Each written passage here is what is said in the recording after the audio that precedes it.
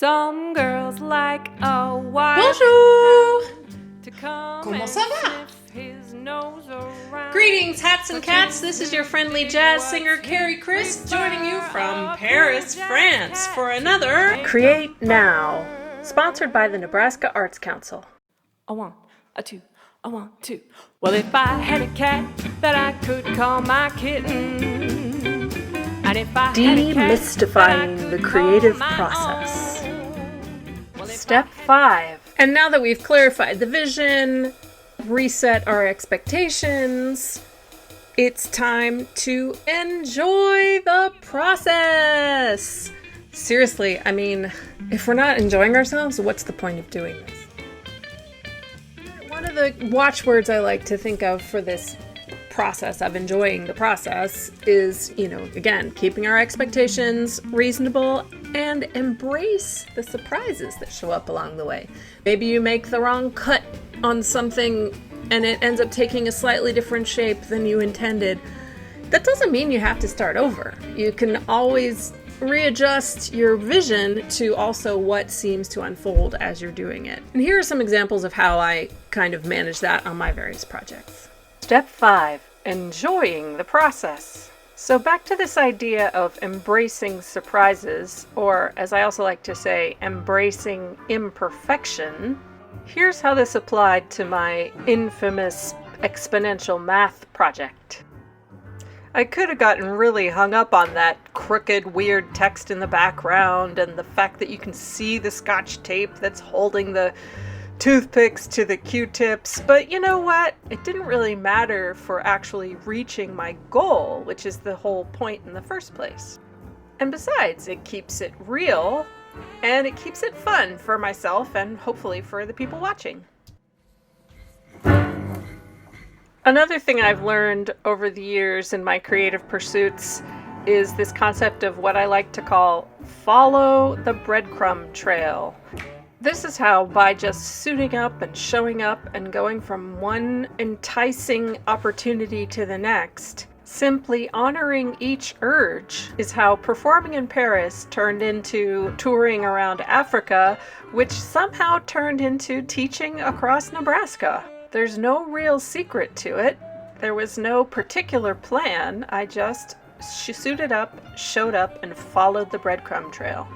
And believe it or not, that's exactly how this video project came together. From the seed of a basic urge, I followed the breadcrumb trail to come up with graphics and images and create videos which would demonstrate what I was going for.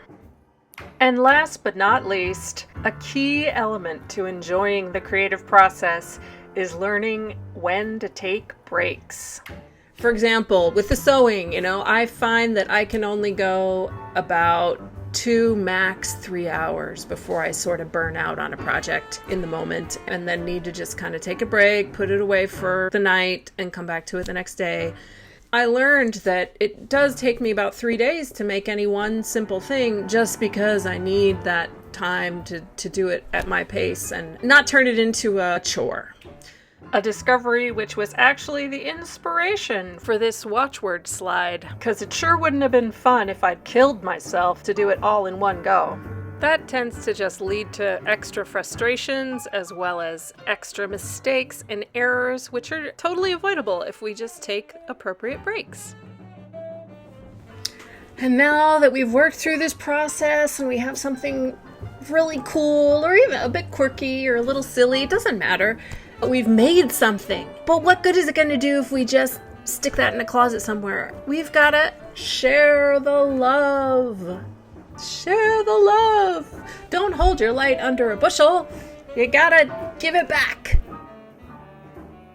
I mean, you've seen in some of my pictures from my sewing projects, that was really a lot for my own motivation. As I shared these images on social media or in private messages, it definitely gave me encouragement to continue going in the direction I was going. And from some of the feedback I got, I dare say it actually even inspired a few other people to start some creative projects of their own. So share the love. Make somebody else happy today. Let the light of your creative urge be the inspiration for other people to express their own.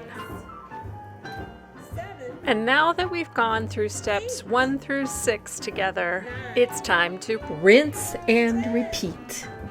You might love what you made, you might hate what you made, you might just kind of like part of it and kind of not like another part of it. But in any case, got to get back up on that horse and try again, because practice makes progress.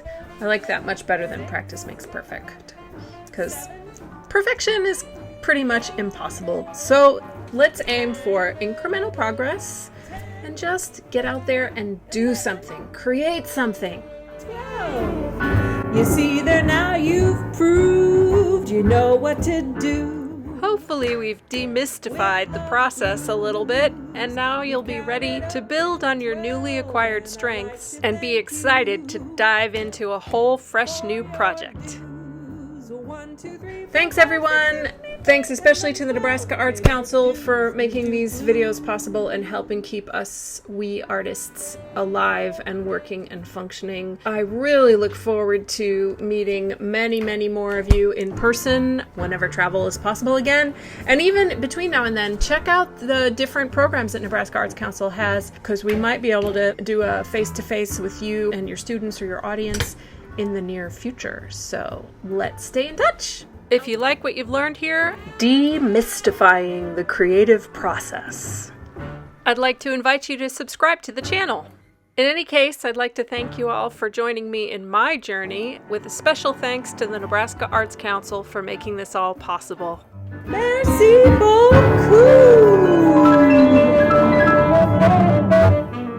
Super! Bravo! Good job!